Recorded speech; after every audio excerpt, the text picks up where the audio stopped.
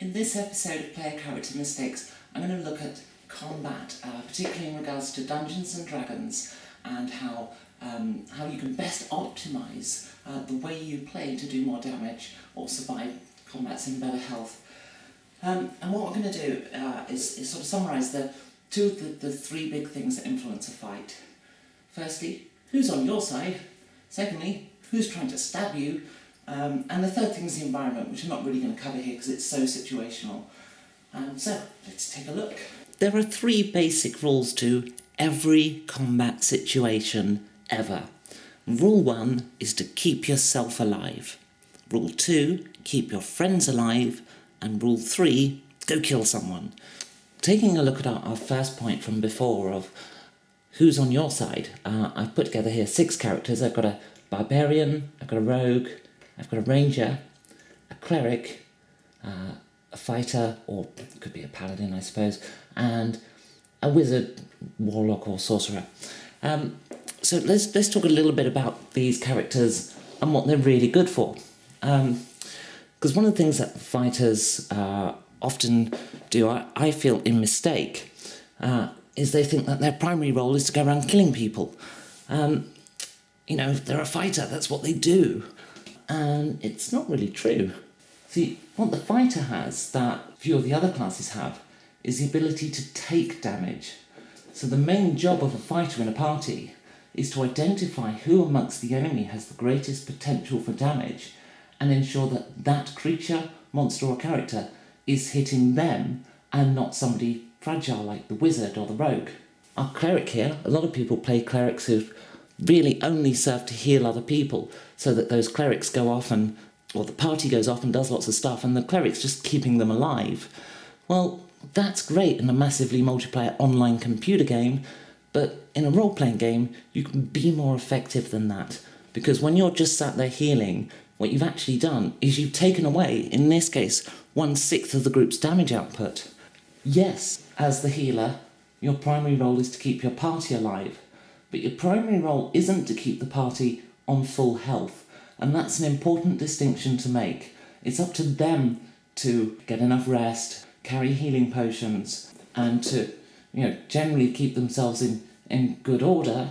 As the cleric, it's your role to stop them from dying, not to keep them topped up and, fully ready for combat. If the party's worn out, take a short rest. They don't need to be on full health at the start of every encounter. That's just going to keep you sidelined, and all you do then as a cleric is just help the other players have an adventure whilst you effectively just sit there twiddling your thumbs waiting for an opportunity to heal. Now, as a ranger or a rogue, your primary function, aside from traps and tracking and those secondary skills, is really as a damage dealer. So when you're getting into a fight, what you're looking for is the opportunity to do the most damage. So, focus on those roles. And for the rogue, that often means working with people. The rogue cannot get backstabbing on a character or an enemy creature if the rogue is busy tanking that character.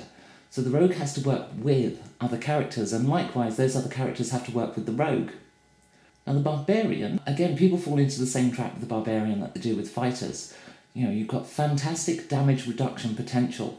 In many ways, that makes them favourable to a fighter, because when they do get hit, although they get hit more often, they're taking greatly reduced damage, which is easier to heal. So, your primary role as a barbarian, again, it's to get hit. So look for those opportunities to take damage away from other party members. So the fighter and the barbarian really are more of a healer in the sense that they do damage mitigation than they are anything else. And wizards are one of the most commonly misplayed character classes of all. And I'm going to talk a little bit more about that as I go through some examples when we look at the enemies that you face. In this first example, we're facing a single powerful creature. And in some ways, these are the least tactical variable battles you fight. Basically, everybody's attacking one creature, and the only thing you can really control is who is the one creature attacking. In this case, our fighter or paladin and our barbarian are making sure that the Hydra can only attack them. The ranger and the wizard are hanging back to do their thing, that's entirely right, and the healer is just behind these guys because this thing has incredible damage output. In this fight, the cleric would almost certainly resort to a purely healing role, which leaves our rogue. Now our rogue wants to be in on the action too, and in fact does a lot more damage than these two. So, how can we do that? I mean, let's say that if the rogue comes around behind the Hydra attacks anything in this area automatically. The rogue's now in trouble. So we can't have that. We can't have the rogue getting hit. They don't have the best defensive abilities. So we could put our barbarian into the arena, use the fact that the Hydra is going to attack anyone in this area, and then have the rogue in on the action as well. And this is what I mean by the fact that rogues have to work with other people. They need that acknowledgement from the main tanks of the party to ensure that they're able to deliver their damage output.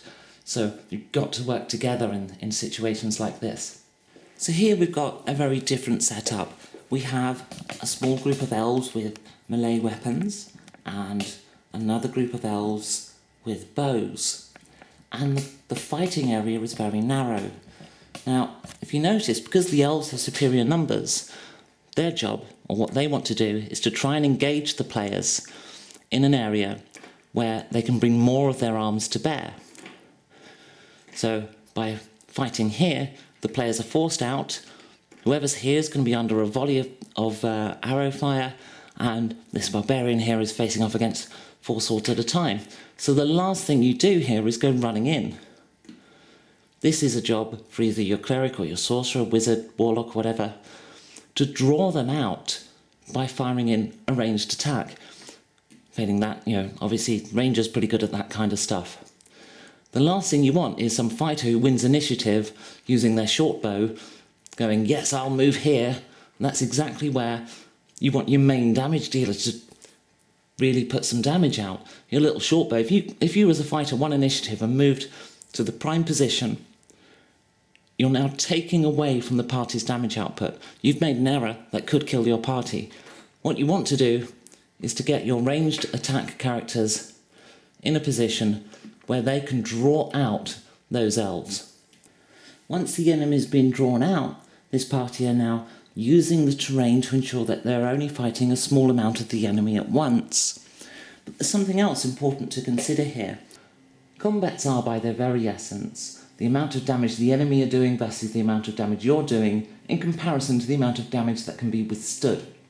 So when we look at this enemy lineup here of all the elves that we're fighting against, it's important to note that these guys have long swords, they're doing d8 damage. This guy's got a halberd, so he could do a lot of damage.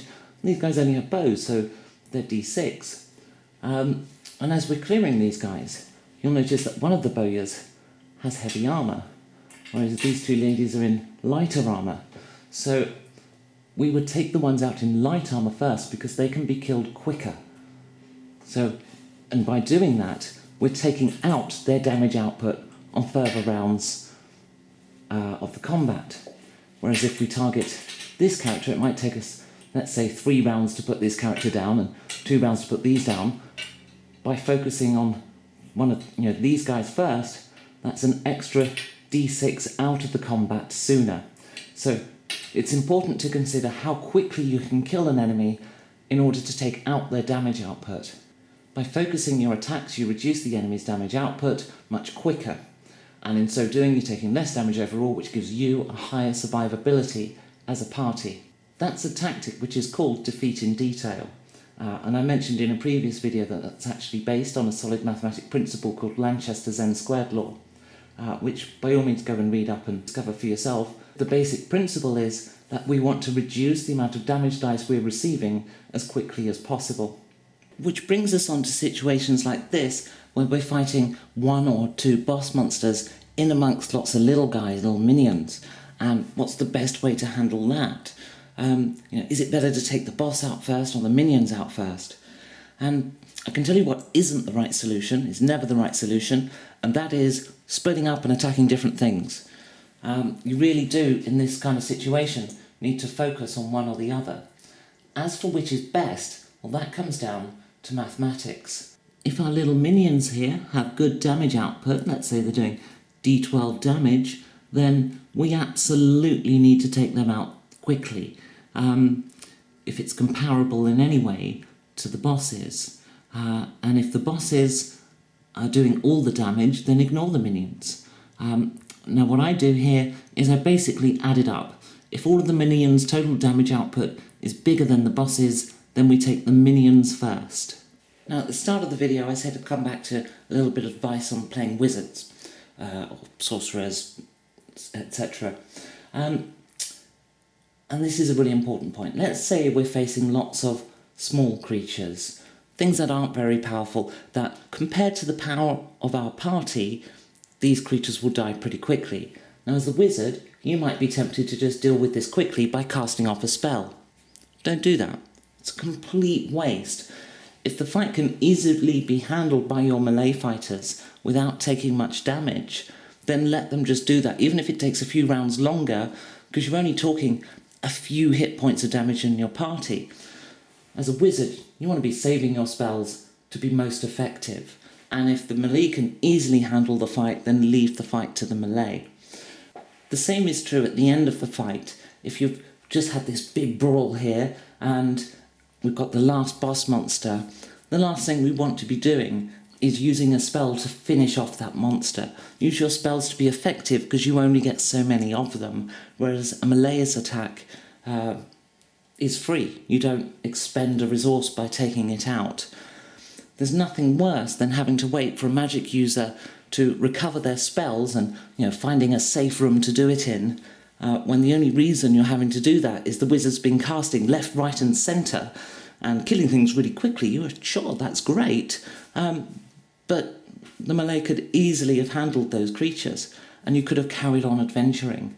So do make sure when you're playing a magic using class that you use your resources correctly, and the time to do that is when they can essentially do their maximum amount of damage and tip the balance of a fight.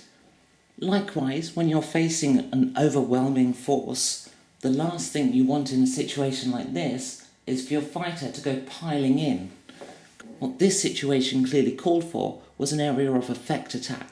So this is a situation where you want your wizards, your warlocks, your sorcerers and everyone else and your druids to let loose with area of effect weapons. So your fighter, winning initiative, going charging in, has just basically ruined the fight for the party. So as a warrior, as a melee class, your primary responsibility at all times is to know what your other player characters are likely to do. Because as much as they can tip the balance of the fight in your favour, you have the capacity to ruin their ability to do that. So it's your responsibility not to. So that's it for this video. I hope you enjoyed it and found some of those tips useful. And if you die in D&D now, it's entirely my fault. Sorry. Gold, gold, gold, gold, gold. We're hit the money.